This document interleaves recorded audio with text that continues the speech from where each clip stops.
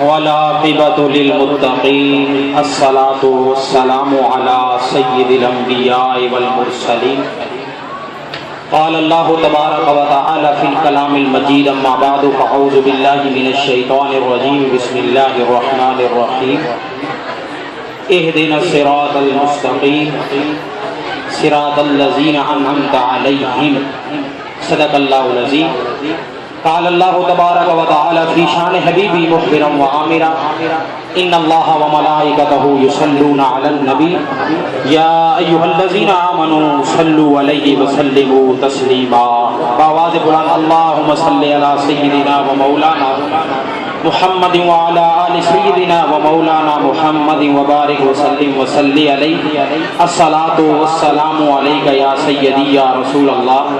کوئی زبان خاموش نہ رہے، آقا صلاۃ والسلام کی بارگاہ اقدس میں درود یہ کوئی عام بات نہیں۔ سیدنا امام باقر رضی اللہ تعالیٰ عنہ کی بارگاہ اقدس کے اندر ایک شخص 3 بال لے کر آیا اور کہنے لگا کہ حضور لوگ کہتے ہیں یہ بال میرے آقا صلاۃ والسلام کی زلفوں کے ہیں، لیکن سمجھ نہیں آتی کہ واقعہ آقا کی زلفوں کے ہیں یا کسی اور کے ہیں۔ امام باقر علیہ رحمہ نے بڑی پتے کی بات کی، آپ نے فرمایا پریشان ہونے کی ضرورت نہیں، بال میرے ہاتھ میں دو۔ امام باقر علیہ السلام نے بالوں کو ہاتھ میں پکڑا اور اپنے سب چاہنے والوں سے کہا کہ کھڑے ہو جائیے اور میرے نانا جی پہ درود و سلام کا نذرانہ پڑھیے۔ جب نذرانہ درود شریف شروع ہوا امام باقر علیہ السلام فرماتے ہیں ادھر صلاۃ و سلام کی گونج ہوئی، ادھر جھومتا ہوا ایک بال کھڑا ہو گیا اور دوسرا بال کھڑا ہوا، تیسرا بال کھڑا نہ ہوا۔ امام باقر علیہ السلام فرماتے ہیں سن لے سوال کرنے والے، 2 بال میرے نانا جی کے ہیں، تیسرا بال کسی اور کا ہے۔ آقا صلاۃ و سلام کی بارگاہ اقدس میں اس عقیدت سے درود پڑھیے کہ آقا مدینے کے اندر ہمارا درود سنتے ہیں، ہمیں پہچانتے بھی ہیں۔ الصلاۃ والسلام علیک یا سیدی یا رسول اللہ وعلی آلک واصحابک یا سیدی یا حبیب اللہ۔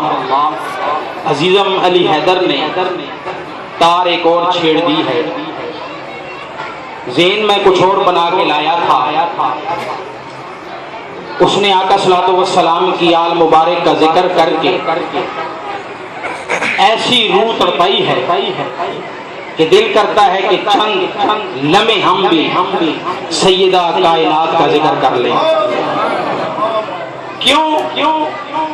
اگر ہم ذکر کریں گے تب بھی سیدہ کی شان میں کوئی بلندی نہیں ہوگی، ذکر نہ کریں گے تب بھی شان کم نہیں ہوگی۔ کیوں؟ اس وجہ سے کہ جب حضرت ابراہیم علیہ السلام کو آگ میں پھینکا جا رہا تھا، ایک چڑیا اپنے منہ میں پانی کا قطرہ لے کر آگ کو بجھانے جا رہی تھی، دوسرے پرندوں نے کہا کیا تیرے اس قطرے سے آگ بجھ سکتی ہے؟ اس نے کہا میں بھی سمجھتی ہوں کہ آگ بجھے گی نہیں، لیکن جب قیامت کے دن گنتی ہوگی کہ کس نے ابراہیم کے لیے آگ جلائی تھی تو میرا نام آگ جلانے والوں میں نہیں بلکہ آگ بجھانے والوں میں آئے گا۔ ہم بھی سیدہ کائنات کا ذکر اس لیے کرتے ہیں کہ کل قیامت کے دن اگر رب کائنات نے پوچھا کہ کس نے میرے نبی کی بیٹی کا ذکر نہیں کیا تھا تو ذکر نہ کرنے والوں میں نہیں بلکہ ذکر کرنے والوں میں ہمارا نام آ رہا۔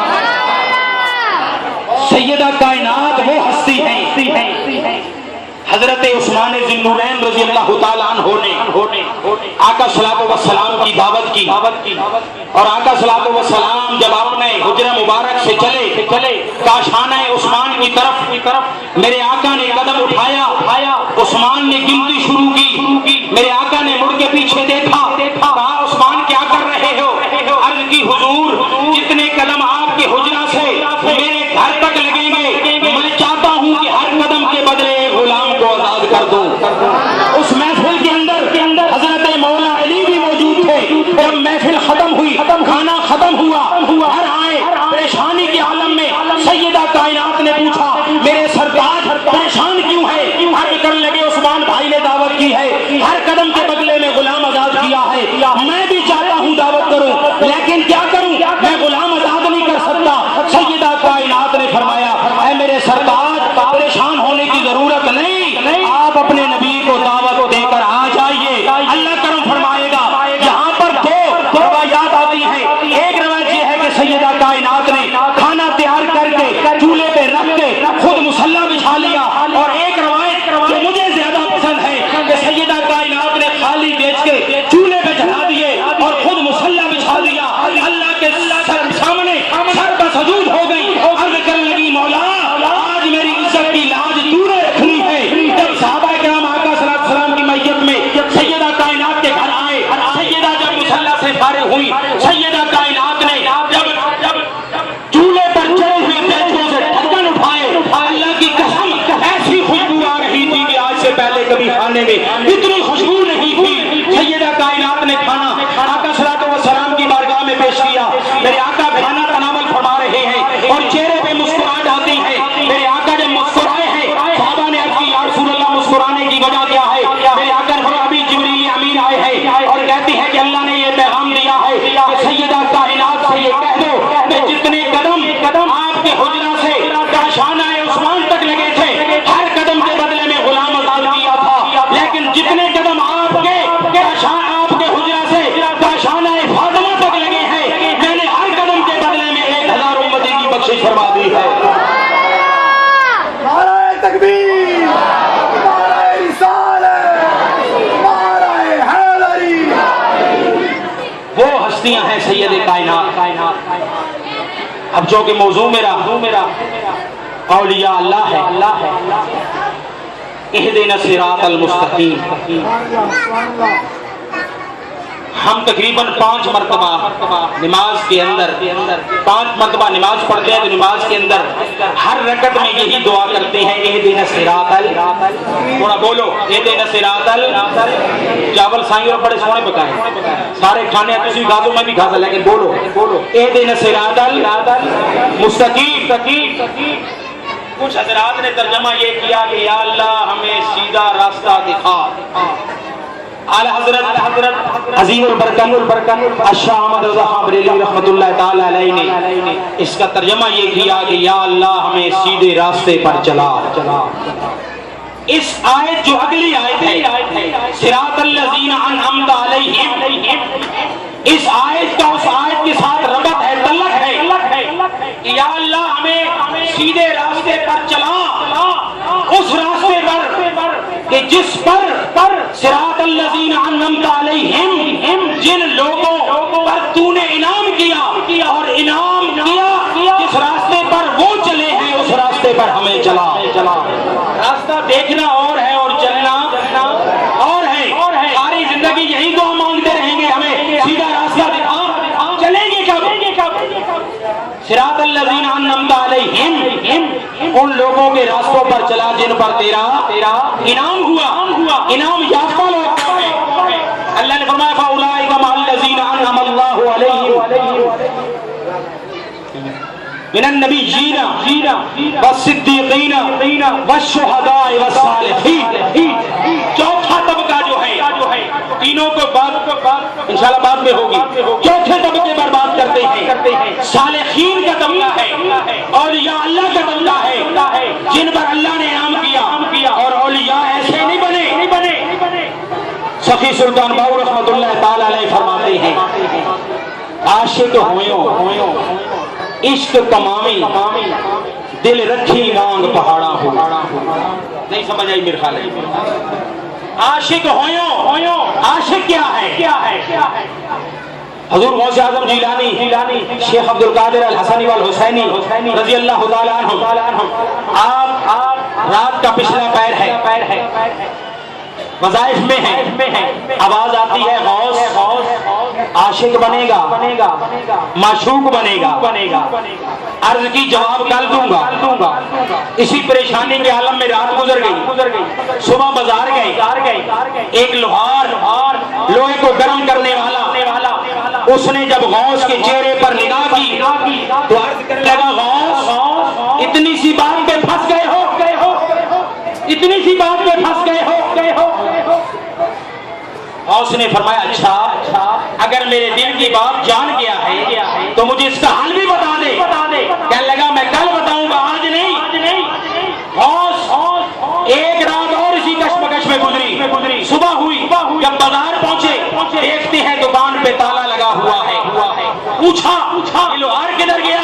حضور نہ پوچھئے، اس نے ایسا کام کیا ہے بتانے کے قابل نہیں. لوگوں نے اس کو ٹکڑے کر کے اسے جنگل میں پھینک دیا ہے. عاشق ہویوں عشق تمامی، دل رکھی وانگ پہاڑا ہوں، لکھ لکھ بدیاں ہزار غلامیں، جانی باغ بہارا ہوں. اس نے ایسا کام کیا ہے بتانے کے قابل نہیں. لکھ لکھ بدیاں ہزار غلامیں، جانی باغ بہارا ہوں. پوچھا اچھا صاحب کون سے جنگل میں؟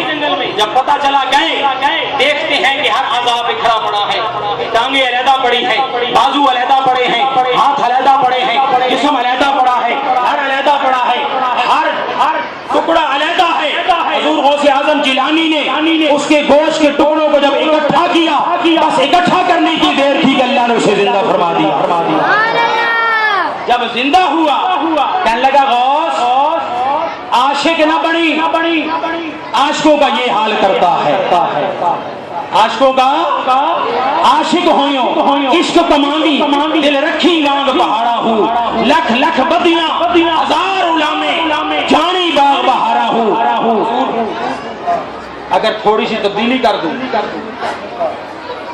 فقیر ہویوں فقر کمامی. صوفی صاحب فقیر ہویوں فقر کمامی، دل رکھی مانگ پہاڑا ہوں. فقیر کیا ہے؟ فقیر آج علماء بھی اپنے نام کے ساتھ لکھتے ہیں فقیر بھی لکھتے ہیں فقیر تو ہیں ہی فقیر. علماء بھی لکھتے ہیں فقیر. پتہ یہ چلا کہ فقیر اس کو کہتے ہیں جو عاجز در عاجز ہوتا ہے. نہیں سمجھا؟ جو جھکا ہوتا ہے وہ کیا ہوتا ہے؟ مانگنے والا نہیں، دوسرے فقیر کی بات کر رہا ہوں. وہ کاف کا چھپا فقیر سمجھ لو، یہ کاف تو نکتیہ فقیر ہے. جھکنے والا جو جھک گیا وہ کیا ہوتا ہے؟ حالانکہ اس کے اندر کچھ ہے، وہ جھکتا نہیں لیکن جھکا ہے، وہ فقیر ہے. اور فقیر کی جو فیا ہے، صوفیاء نے مانا کچھ اور کیا ہے اور میں نے مانا اس کا کچھ اور کیا ہے. اس کا مانا ہے فنا. کیا مانا ہے؟ فنا. فقیر کی پہلی فے جو ہے یہ فنائیت کی کا درس دیتی ہے کہ اپنے آپ کو فنا کر دے اور ایسا فنا کر. جنید بغدادی علیہ رحمہ کے پاس ایک شخص آیا اور کہنے لگا کہ مجھے فقیر بنائیے. آپ نے فرمایا تو فقیر بننے کے قابل نہیں. عرض کی حضور سارے فقیر بنتے ہیں، میں کیوں نہیں بن سکتا؟ فرمایا تیرے پاس کتنے درہم ہے؟ کہنے لگا 40. آپ نے فرمایا 40 درہموں کو دریا میں پھینکا. گیا واپس آیا، پوچھا پھینک دیے؟ عرض کی حضور پھینک دیے. فرمایا کیسے پھینکے؟ کہنے لگا حضور ایک ایک کر کے پھینکا. فرمایا اب تم اس قابل نہیں کہ فقیر بن سکو، ابھی تک تیرے دل میں دولت کی محبت ختم نہیں ہوئی. فنا. بابا فضل شاہ کلیامی رحمت اللہ تعالی علیہ جون کے دن ہے، آج ہم ہیں اور میں نے کئی مرتبہ سائیں صاحب کو کہا ہے کہ کولر ٹھیک کروائیں گی، ٹھنڈا پانی پیئیں، کیونکہ ہمارا جو نفس ہے یہ ہمارے اوپر حاوی ہے. ہم فنا کے زمرے میں نہیں آئے. جون کے دن ہے. بابا فضل کلیامی رحمت اللہ تعالی علیہ فرماتے ہیں کہ میرا دل ہوا میں ٹھنڈا پانی پیوں. کیا کروں؟ ٹھنڈا پانی. آپ نے کیا ٹھنڈا پانی پیا؟ نہیں. آپ نے رضائی لے کر چھت پہ چڑھ گئے، رضائی لپیٹ کے بیٹھ گئے. اتنا پسینہ آیا، پسینہ پانی بن کر پرنالے سے نیچے ٹپکا اور فرمایا ابھی تم نے صرف مانگا تھا، اگر پی لیتا تو میں تیرا اور بھی برا حال کرتا. یہ فنا ہے، اپنے آپ کو فنا کر دینا. اور قاف کا معنی ہے قادر. قاف کا معنی کیا ہے؟ قادر. اللہ کی ذات.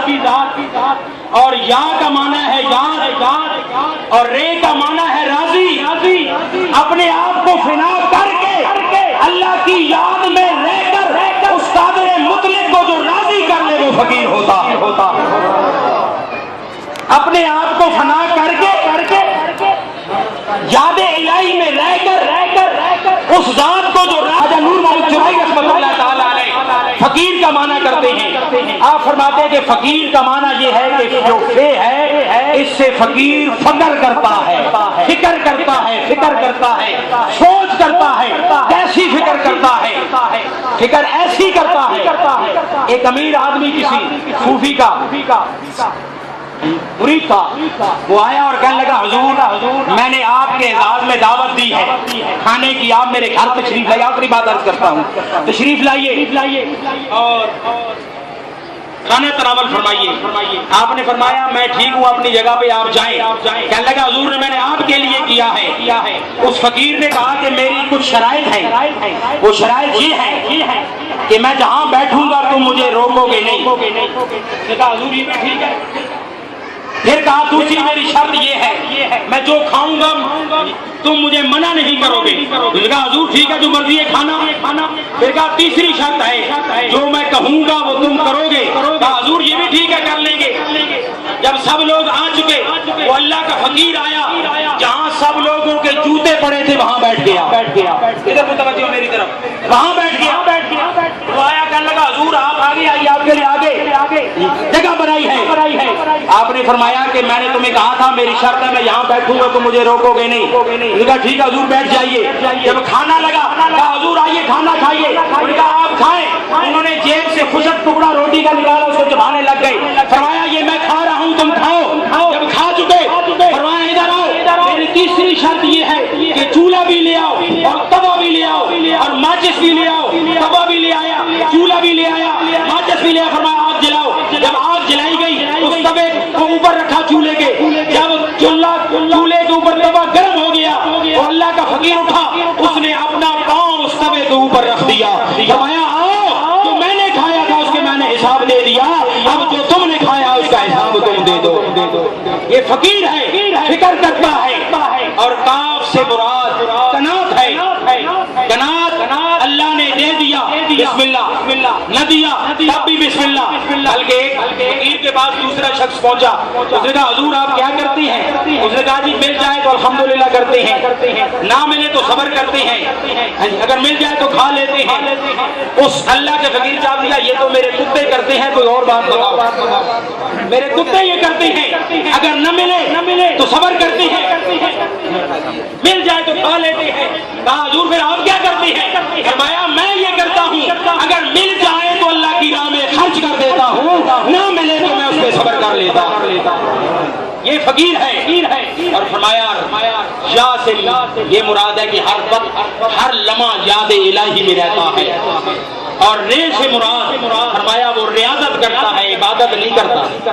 کیا کرتا ہے؟ ریاضت کرتا ہے, عبادت نہیں کرتا. تو صفی سلطان بہو فرماتے ہیں کہ عاشق ہویوں عشق کماندی دل رکھی مانگ بہارا ہوں, لکھ لکھ بدیاں ہزار غلامے جانی باغ بہارا ہوں. منصور جائے چپ سولی دیتے جڑے واقف بول اسرارا ہوں. اور منصور شاہ منصور آپ نے سنا ہے جب سولی پہ لٹکایا گیا سب نے پتھر مارے, بڑے خاموشی سے کھائے. اور شبلی آئے, انہوں نے پھول مارا. شاہ منصور نے چیخ ماری. شبلی نے کہا منصور تجھے پتھر مارتے اس نہیں کرتا, میں نے پھول مارا ہے. بھائی شاہ منصور نے جواب دیا تم جو سمجھتے ہو میرے مقام کو یہ تو نادان ہے. منصور جائے تو اصولی دیتے جڑے واقف کل اسراروں ہوں, سجدے و سر نہ چاہی باہوں, توڑے کافر کہن ہزارہ ہوں.